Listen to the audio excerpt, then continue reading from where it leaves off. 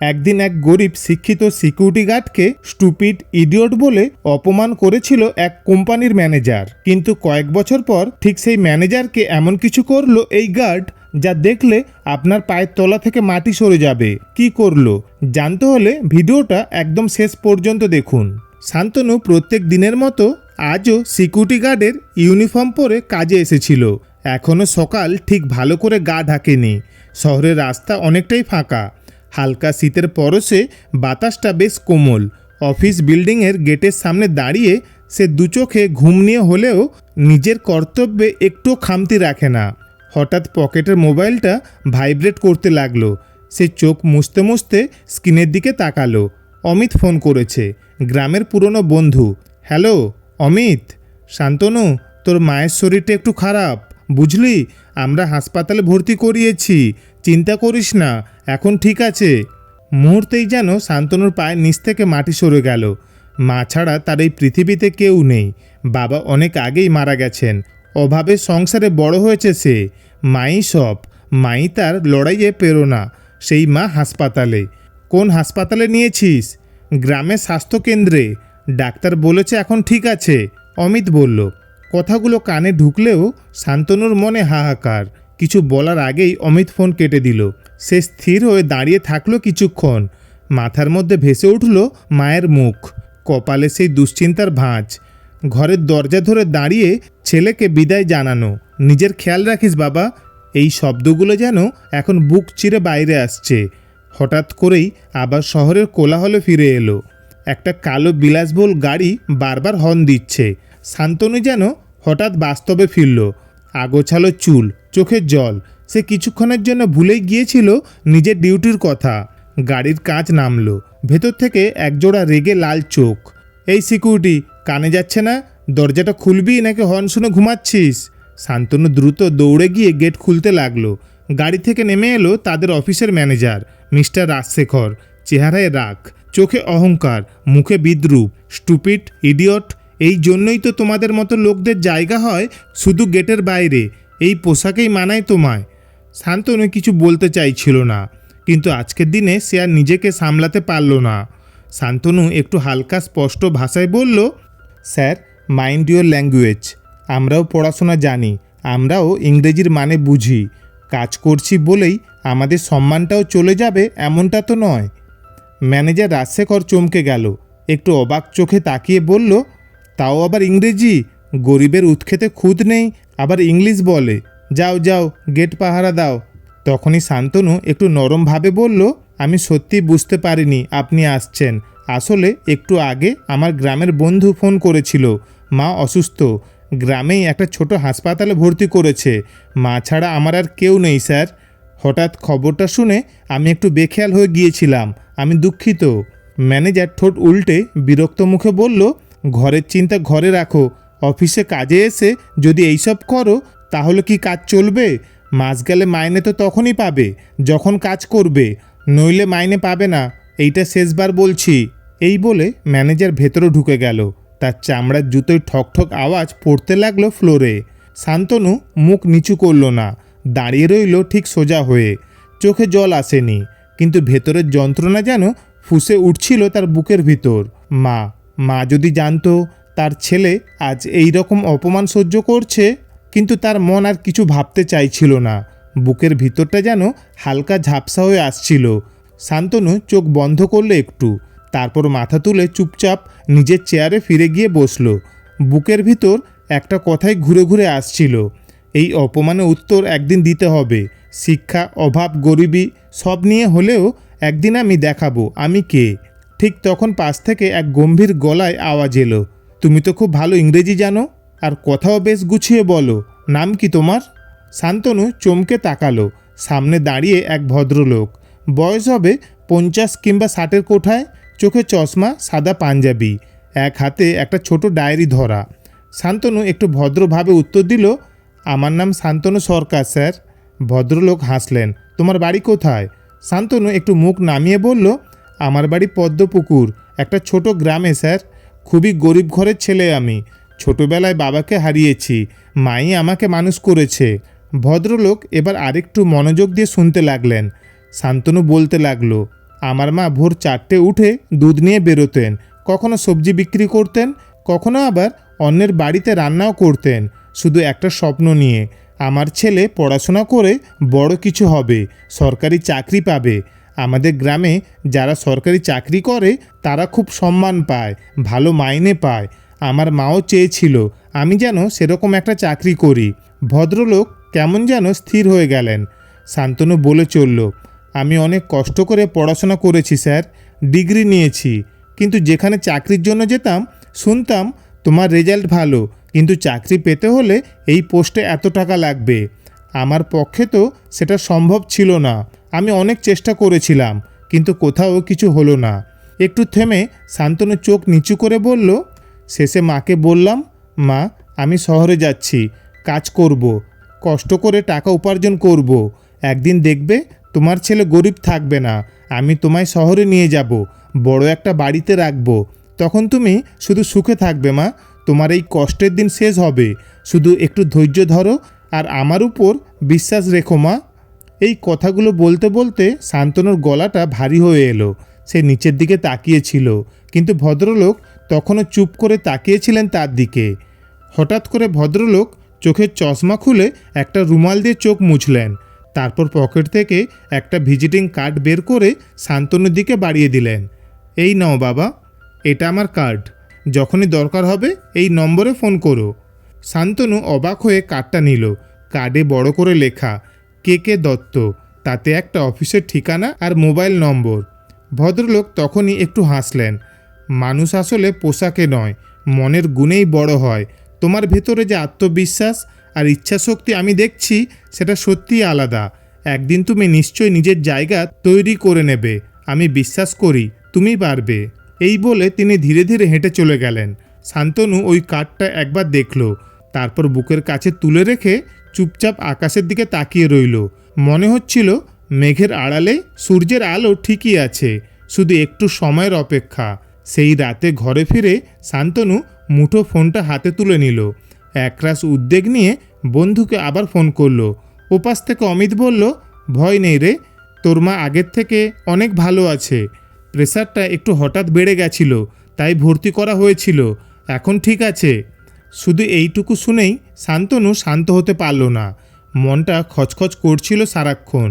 মায়ের মুখটা বারবার ভেসে উঠছিল চোখের সামনে। সে ঠিক করলো যেভাবেই হোক মায়ের কাছে যেতেই হবে। পরদিন অফিসে ঢোকার আগেই সে সাহস করে ম্যানেজারের কেবিনে গেল। দরজায় টোকা দিতেই ভেতর থেকে গলা এলো, কামিন। শান্তনু ঢুকলো, মাথা নিচু করে বলল, স্যার জানি কাল একটু ভুল বোঝাবুঝি হয়ে গিয়েছিল। আপনি জানেনই আমার মা অসুস্থ, তাই দুদিনের একটা ছুটি দরকার, মায়ের কাছে যেতে হবে, আপনি অনুমতি দিলে ভালো হয়। ম্যানেজার চেয়ার থেকে উঠে দাঁড়িয়ে তেড়ে বলল, হোয়াট, কদিন হয়েছে কাজে এসেছো আর এখনই ছুটি? ছুটি নিয়ে গেলে কাজ থাকবে না, মনে রেখো। শান্তনু মাথা তুলে ধীরে বলল, স্যার কাজ আমার দরকার আছে ঠিকই, কিন্তু যে মানুষটা আমায় এই পৃথিবীতে এনেছে তার আগে কিছুই না। মা অসুস্থ, আমি যেতে চাই, আপনি না চাইলে আমি কাজটা ছেড়ে দেব। ম্যানেজার মুখে একরাশ বিরক্তি নিয়ে বলল, তাহলে রিজাইন দিয়ে চলে যাও, এত ইমোশন দেখিয়ে লাভ নেই এখানে। শান্তনু মাথা নিচু করে একটা মৃদু হাসি দিয়ে বলল, ঠিক আছে স্যার, আমার কাছে কাজের থেকেও আমার মা বড়, আমি চলে যাচ্ছি। এইটুকু বলেই সে ঘুরে বেরিয়ে এলো কেবিন থেকে। পকেট থেকে ছেঁড়া ছেঁড়া একটা কাগজ বার করে নিজের হাতে লিখে ফেলল রিজাইন লেটারটা। তারপর ব্যাগটা কাঁধে ঝুলিয়ে সোজা রওনা দিল বাসস্ট্যান্ডের দিকে। রাতের বাসটা ধরে ফেলেছিল শান্তনু। জানলার ধারে বসেছিল সে। ঠান্ডা হাওয়াটা মুখে লাগছিল। চোখ বুজলেই মনে পড়ছিল মায়ের সঙ্গে কাটানো ছোট ছোট খুশির মুহূর্ত। উঠোনে দৌড়ানো, মায়ের হাতে লুচি খাওয়া, ভোরবেলায় কাঁথা মুড়ি দিয়ে ঘুম। কখন যে চোখটা লেগে এসেছিল টেরই পায়নি। হঠাৎ বাস থেমে যেতেই চোখ মেলল। জানলা দিয়ে দেখল গ্রামে সেই চেনা রাস্তা। পৌঁছে গেছে সে। তখনই তার বন্ধু অমিত দৌড়ে এসে জড়িয়ে ধরল। অমিত শান্তনুকে দেখে বলল, তোর মা তো এখন ভালো, তুই কেন চলে এলি? শান্তনু হালকা হেসে বলল, হ্যাঁ জানি, কিন্তু মনটা একটু বেশি টানছিল, তাই ভাবলাম একটা দিন এসে দেখে আসি। অমিত একটু বিরক্ত হয়ে বলল, তুই শুধু শুধু কাজটা ছেড়ে চলে আসলি, তা তোর ওখানে কাজ সব ঠিকঠাক চলছে তো? শান্তনু একটু নরম গলায় বলল, কাজ আর বলিস না, কিছু কথা তোকে পরে বলবো। সে মনে মনে কিছু একটা ভাবছিল, কিন্তু মুখে কিছু না বলে চুপ করে গেল। কিছুটা বিষণ্ণতা যেন চোখে ফুটে উঠল। বাড়ির উঠোনে পা রাখতেই মা ছুটে এসে বুকে টেনে নিল। মায়ের চোখে জল, কিন্তু মুখে একরাশ আনন্দ। কিরে, সব ঠিক আছে তো? হ্যাঁ মা, একদম ঠিক আছে। শান্তনু মায়ের কাঁধে মাথা রেখে বলল, তুই চিন্তা করিস না মা, এখন শুধু তোর সাথে কিছুদিন কাটাবো। সন্ধেবেলায় উঠোনে বসে শান্তনু মাকে বলছিল, জানিস, সেদিন এক ভদ্রলোক এলেন কোম্পানিতে। আমার কথা, আমার ইংরেজি শুনে অবাক হয়ে গেলেন। এত বছর পর প্রথম কেউ বলল আমি ভালো বলি। তখন মনে হলো হয়তো আমি সব হারাইনি। তারপর শান্তনু কাজ ছেড়ে চলে আসার কথা মাকে বললে মায়ের মুখটা চিন্তিত হয়ে গেল। কিছুক্ষণ চুপ থাকার পর চোখ তুলে ছেলের দিকে তাকিয়ে মায়ের গলা একদম ভাঙা সুরে বলল, কিভাবে চলবে রে আমাদের সংসার? আমারও তো দিন দিন বয়স হচ্ছে। শান্তনু হালকা হাসি দিয়ে বলল, মা চিন্তা করো না, একদিন সব ঠিক হয়ে যাবে। আমি আছি, সব কিছু সামলে নেব। আমাদের দিনও বদলাবে, বিশ্বাস রাখো। রাত গভীর হতে শান্তনু বিছানায় শুয়ে পড়ল, কিন্তু ঘুম এলো না। বারবার মনে পড়ছিল সেই ভদ্রলোকের দেওয়া কার্ডটা। হঠাৎ উঠে পড়ে সেই কার্ডটা বের করলো, ফোনটা হাতে নিয়ে অনেকক্ষণ দেখলো, তারপর একরাশ সাহস নিয়ে ডায়াল করলো। হ্যালো হ্যালো, আমি কে দত্ত বলছি। শান্তনু? জি স্যার, আমি শান্তনু। আসলে আমি ওখানে কাজ ছেড়ে চলে এসেছি, এখন গ্রামে আছি। ওপাশ থেকে ভদ্রলোক বললেন, তুমি কালই চলে এসো, ঠিক সকাল 10টায় আমার অফিসে দেখা করো, কথা হবে। শান্তনু অনেকক্ষণ চুপ করে রইল, তারপর বলল, আমি আসছি স্যার, কাল সকালেই। পরদিন ভোরে মাকে প্রণাম করে বুকের ভিতরটা কেঁপে গেলেও সে আবার শহরের উদ্দেশ্যে রওনা দিল। কলকাতায় গিয়ে ঠিক সময়ে কে দত্তর অফিসে পৌঁছালো সে। ভদ্রলোক হেসে বললেন, চলো, আজ তোমাকে আমি এমন এক জায়গায় নিয়ে যাচ্ছি যেখানে তোমার আসল মূল্যায়ন হবে। দুজনেই একটি হলুদ ট্যাক্সিতে উঠল। শান্তনু কিছুটা থমথমে মুখে জানালার দিকে তাকিয়েছিল। ভদ্রলোক নরম গলায় বললেন, নার্ভাস লাগছে? শান্তনু হালকা হাসল, না স্যার, মানে একটু অভ্যস্ত হচ্ছি। ট্যাক্সির পিছনের সিটে বসে তখন শান্তনু কিছুক্ষণ নীরব থেকে হঠাৎ বলে উঠল, স্যার, একটা কথা বলতে চাই। আপনি তো আমায় চেনেন না, তবু কেন এতটা করলেন? এমনকি আমার জন্য নিজের পরিচিত কোম্পানিতে নিয়ে যাচ্ছেন। ভদ্রলোক একটু হেসে বললেন, দেখো শান্তনু, আমার একটা ছেলে ছিল যার সাথে একদিন এই শহরের মানুষ এমনই আচরণ করেছিল। সেদিন কেউ ওর পাশে দাঁড়ায়নি। আজ তোমার মধ্যে আমি আমার ছেলেকে দেখতে পাচ্ছি। শান্তনুর বুকের ভেতরটা যেন মোচড় দিয়ে উঠল। স্যার, আপনার ছেলে কোথায়? ভদ্রলোক জানলার বাইরে তাকিয়ে মৃদু স্বরে বললেন, আজ সে আর নেই। গাড়ির ভেতর হঠাৎ এক অপার্থিব নীরবতা নেমে এলো। ট্যাক্সির জানালার বাইরে সূর্যের আলো তখন শহরের বিল্ডিং ছুঁয়ে যাচ্ছিল। শান্তনুর চোখেও আলো পড়ছিল, কিন্তু চোখের কোণায় হালকা ভেজা ভাব লুকানো যাচ্ছিল না। ঠিক তখনই ট্যাক্সি এসে দাঁড়ালো এক বিলাসবহুল বিল্ডিংয়ের সামনে। ভদ্রলোক তখনই বললেন, চলো শান্তনু, আজ তোমার নতুন শুরু। আজ থেকে তুমি আর শুধুই একটা নাম না, তুমি একটা দৃষ্টান্ত। একটা বড় কর্পোরেট কোম্পানিতে ঢুকলো তারা। ভেতরে গিয়ে কে দত্ত একজন সিনিয়র ম্যানেজারকে ডাকলেন। তোমাকে বলেছিলাম না শান্তনুর কথা, ও এই ছেলেটা।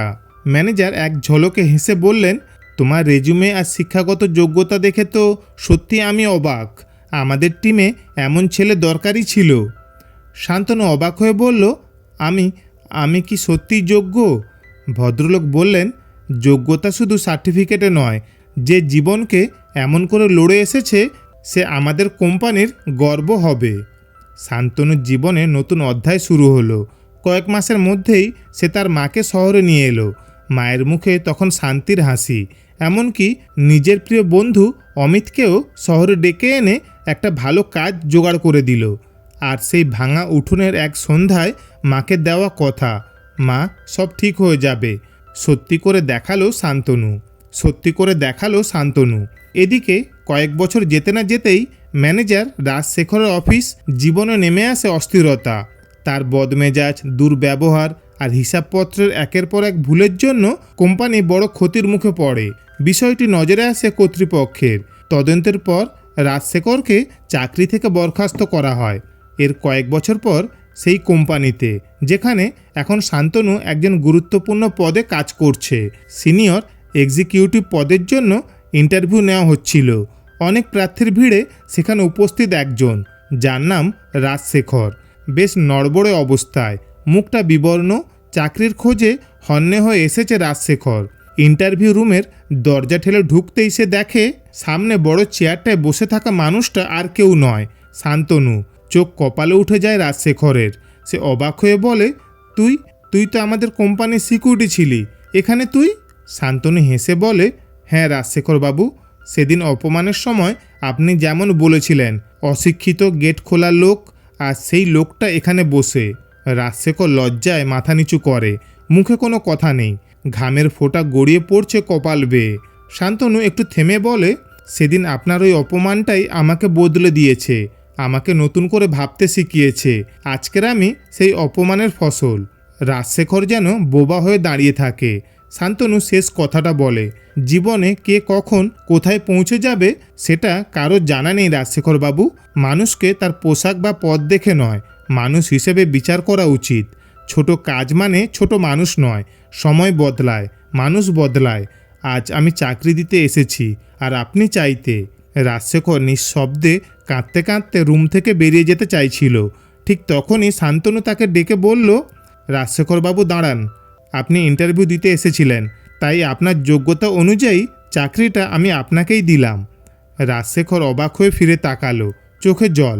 শান্তনু শান্ত গলায় বলল, ভুল মানুষ মাত্রই করে, কিন্তু কাউকে ছোট করে দেখা, অপমান করা, সেটা বড় ভুল।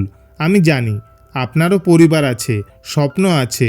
আপনি যেদিন আমাকে অপমান করেছিলেন সেদিন ভেবেছিলাম বদলা নেব, কিন্তু আজ বুঝেছি ক্ষমার চেয়ে বড় কিছু নেই। এক মুহূর্ত নীরবতা। শান্তনু আরও বলল, আজ আমি আপনাকে ছোট করে নয়, মানুষ হিসেবে দেখছি। সময়, সুযোগ আর শিক্ষা মানুষকে বদলাতে শেখায়। এই চাকরিটা আপনার প্রাপ্য। রাজশেখর চোখের জল মুছে শান্তভাবে বলে, স্যার, আপনি সত্যিই বড় মানুষ। আমি আমার ভুল বুঝেছি। ধন্যবাদ আপনাকে। শান্তনু হেসে বলল, পদ বড় নয় রাজশেখর বাবু, মন বড় হওয়া দরকার। এই কথাটা আজ থেকে মনে রাখবেন। দুজনের চোখের জল মিশে গেল এক মানবিক শিক্ষায়। তো বন্ধুরা, আজকের এই গল্পটি তোমাদের কেমন লাগলো অবশ্যই কমেন্ট করে জানিও। ভালো লাগলে লাইক ও শেয়ার করে দিও। ধন্যবাদ, ভালো থাকবেন।